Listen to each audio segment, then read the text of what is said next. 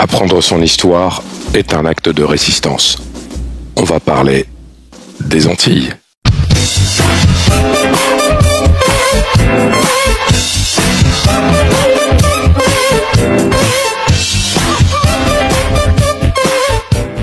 On va faire quelque chose de simple et d'un peu ludique.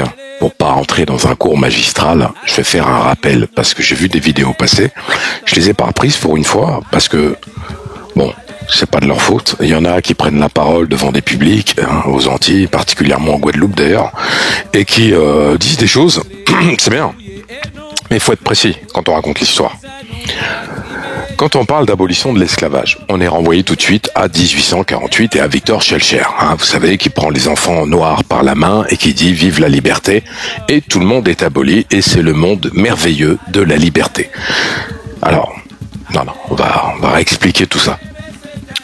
La France est un pays esclavagiste quand on est avant la Révolution, c'est-à-dire avant 1789. C'est un pays esclavagiste, c'est même l'un des plus grands pays esclavagistes. Il y a les Portugais, il y a les Espagnols, mais il y a la France. La France, ils ont des navires négriers, ils ont des compagnies des compagnies maritimes, qui permettent d'acheminer des Noirs qui sont capturés en Afrique. Il y a aussi ceux, à partir du XVIIe siècle, déportés là-bas, qui vont après avoir des enfants, etc. Ça va créer toute une communauté qui vit donc en Guadeloupe, en Martinique, à Saint-Domingue. Bon, Saint-Domingue, vous connaissez déjà l'histoire, ils vont se révolter de façon tout à fait légitime et obtenir, entre guillemets, une indépendance et proclamer en 1804 la première république noire, Haïti. Mais revenons à ce que je disais. Après la Révolution française, donc ce grand pays d'esclavagistes, n'est-ce pas, la France a l'exclusivité du Code noir. Je le rappelle, Code noir, édité en 1685. J'ai déjà fait des vidéos dessus, vous pouvez aller les voir. Donc, en 1794, qu'est-ce qui se passe? Parce que je le rappelle, il y en a qui ont la mémoire qui flanche. La France, c'est pas la France en tant que pays en vérité. C'est que il y a une révolution, ils vont guillotiner le roi, etc. Il va y avoir un paquet de guillotinés d'ailleurs. Et fort de cette révolution, ils vont abolir l'esclavage en considérant que cela va à l'encontre de la fameuse déclaration des droits de l'homme et du citoyen, qui, je le rappelle, est censé être universel. Donc, en 1794, 4 février, l'esclavage est aboli dans les colonies aux Antilles. Qu'est-ce qui se passe? Automatiquement, il n'y a plus d'esclavage. Donc le problème, c'est que les colons qui sont en Guadeloupe et en Martinique, bon, je ne parlerai pas de Saint-Domingue, parce que Saint-Domingue, eux, ils vont l'obtenir tout seuls, leur abolition, parce qu'eux aussi commencent la révolution, etc., Bois-Caïman, enfin bref, j'ai aussi fait des vidéos sur Haïti. Mais si on prend la Guadeloupe et la Martinique, les Français vont donc appliquer le droit. Ils vont envoyer ce qu'on appelle des commissaires pour faire appliquer cette abolition.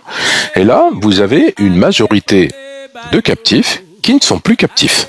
Ce sont des Noirs qui sont donc sur un territoire sans logement, sans travail, sans salaire, sans ressources, sans rien du tout. Ils découvrent pour beaucoup la liberté. Et à ce moment-là, alors, la France perd pas non plus le Nord. Ils vont utiliser la majorité de ces hommes, parce que je parle d'hommes, il y a des femmes, etc., mais la majorité de ces hommes va être enrôlée dans l'armée française pour combattre les Anglais, parce qu'il y a toujours ces principes de guerre de colonie. Et donc beaucoup vont rentrer dans l'armée, d'autres vont exercer des métiers dans des conditions parfaitement sordides. Vous vous doutez bien que les colons ne sont pas des humanistes, n'est-ce pas?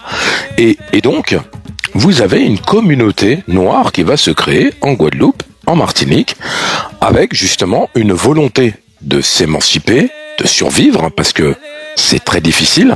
Et pour beaucoup, il y en a qui ont ce qu'on appelle des talents. Alors quand on dit des talents, parce que c'était le mot qui était utilisé dans le Code noir, on parlait de nègre à talent.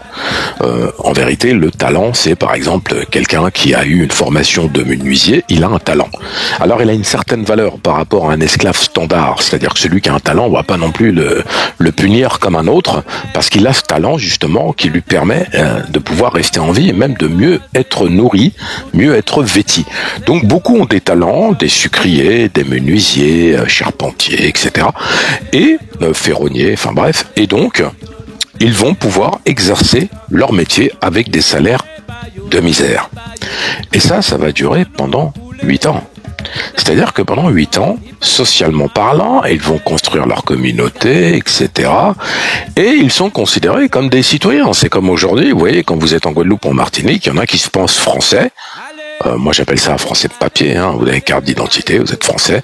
Bon, à côté, on vous empoisonne l'eau, le chlordécone, etc. Mais vous êtes français. Donc, de 1794 à 1802, c'est des Français. Et c'est là que le bas blesse, et c'est là que j'apporte une rectification. L'abolition de 1848, c'est pas ça la référence. La référence, c'est 1794. C'est-à-dire que tout ce qui est après, c'est hors la loi, en fait. Vous voyez ? En vérité, il proclame 1848, c'est 1794 qu'il faudrait proclamer en tant que tel, en vérité.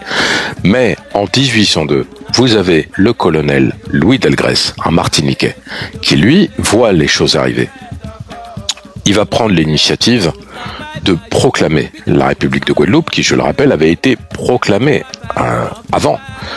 C'est 2 ans avant, 4 ans avant, j'ai même plus la date en tête, ils avaient proclamé la République de Guadeloupe de manière éphémère, mais elle avait été proclamée à Marie-Galante. Et donc, ce qui se passe, c'est que Louis Delgrès va aller dans cette continuité en proclamant la République de Guadeloupe à Basse-Terre. Alors, il y a des détracteurs qui disent que c'est pas vrai, qu'on n'a pas des sources, etc. Il y en a. Il faut juste aller les chercher, en fait, et faire un effort. En tout état de cause, vous avez donc la constitution d'une République de Guadeloupe, entre guillemets, à l'instar de ce qui s'est fait après en Haïti, parce que c'était avant, justement, la proclamation de la première République noire Haïti. Eh bien, les Français, Napoléon Bonaparte, premier consul, lui, il va prendre des coups de pression des colons. Faut faire de l'argent, faut payer les guerres, etc. Il va envoyer le général Richepense en 1802 avec une stratégie très simple. Exterminer les réfractaires, les remplacer par, je cite dans les lettres, les remplacer par des esclaves congolais du royaume Congo, parce qu'ils sont plus solides physiquement, et essayer d'homogénéiser ça, et puis allumer tout le monde, c'est-à-dire on supprime tous ceux qui sont pas contents. Donc Delgrès voit ça arriver, lui qu'est-ce qu'il fait? Delgrès il se prépare, il est accompagné du commandant Joseph Ignace, et là, quand Richepense arrive, il sait qu'il va faire face à des militaires noirs qui sont aguerris, qui ont l'habitude du combat, et qui sont surtout vigoureux et déterminés. Alors après, il est malin, Richepense. Quand il débarque, bon, il a le traître Magloire Pelage, qui va l'aider aussi. Mais, bon, on rentre pas dans les détails. En tout état de cause, Richepense propose simplement de changer les fusils par des fusils plus modernes et de changer aussi certains équipements. Beaucoup vont accepter en pensant que voilà, ils sont soldats français, il n'y a pas de raison de les mettre en prison ou en esclavage, c'est pas le propos.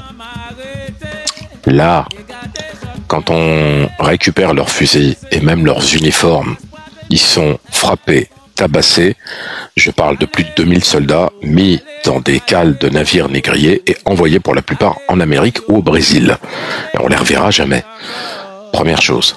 Là, Delgrès, lui, il avait vu le vent tourner. Il était parti aussi avec presque 3000 hommes du côté de Basse-Terre.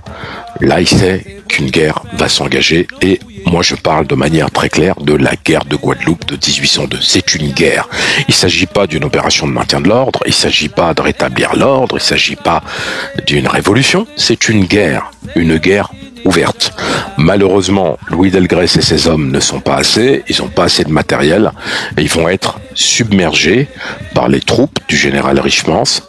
Louis Delgrès va se réfugier à l'habitation Anglemont, du côté de Matouba, où il va se faire exploser plutôt que de mourir, plutôt que de devenir esclave, parce que je rappelle que la devise c'est vivre libre ou mourir. Louis Delgrès se fait sauter à Matouba avec 300 de ses partisans, pas parce qu'il est fou, pas parce qu'il veut se suicider. Il emporte un maximum de soldats français avec lui et il respecte sa devise jusqu'au bout de vivre libre ou mourir. Joseph Ignace, lui, est tué près de Pointe-à-Pitre à Bainbridge, au fort de Bainbridge. Il se met une balle dans la tête pour pas être pris vivant et déclare: vous n'aurez pas l'honneur de prendre ma vie. Il meurt avec la plupart de ses hommes au fort de Bainbridge. C'est un carnage, c'est un bain de sang. Et d'ailleurs, mon livre Solitude Enfance, mon livre Solitude Révolte, ou même Le Cri de l'Innocence, raconte toute cette histoire, en particulier le sort de Solitude qui est spectatrice de tout cela. Mais tout ça pour vous dire que après ce carnage, c'est là que ça se corse. L'esclavage est rétabli. On renvoie tous ces gens qui vivaient libres. Il y en a même qui n'avaient pas connu l'esclavage, qui étaient nés en 1794-95 et qui vont se retrouver de nouveau dans l'enfer des cases et l'enfer des mauvais traitements et des châtiments de ces colons qui, je rappelle, sont pour la majorité des descendants de bagnards, de prostituées. Et c'est pas des insultes, hein. C'est une réalité historique. Moi, je l'ai toujours dit, c'est pas la noblesse qui est venue aux Antilles, c'est pas la noblesse de France et les meilleurs éléments. C'est tous ceux dont la France ne voulait pas ou ne voulait plus, ou ceux qui n'avaient pas d'avenir en France et qui se retrouvent donc aux Antilles avec des statuts comme si c'était des rois ou des comtes. En tout cas, en 1802, après cette guerre, que les partisans de Delgrès et les habitants de la Guadeloupe vont perdre après des carnages absolument terrifiants, va venir 1848 parce que, je le rappelle et c'est important, ce sont les nègres marrons, particulièrement le clan des Kellers, pour citer celui-là, qui était un des plus grands clans de Guadeloupe, qui vont se battre et qui vont harceler les Français, qui vont les attaquer sur les routes, qui vont les attaquer dans les mornes. Et c'est à cause de ça, c'est pas Schellcher, c'est à cause de ça que la France va être contrainte, et c'est le dernier pays européen à le faire, à abolir l'esclavage en 1848. Et après, je rappelle qu'en 1848, ils ont encore mis autre chose. De 1848 à la départementalisation de 1946, ils vont mettre un autre système, le délit de vagabondage. On est obligé d'avoir un domicile, on est obligé de se promener avec un document. Ils demandent pas ça aux Blancs, hein. Un Blanc qui se balade, il fait ce qu'il veut, il peut même aller vivre dans la forêt. Là, non, ils ont pas le droit.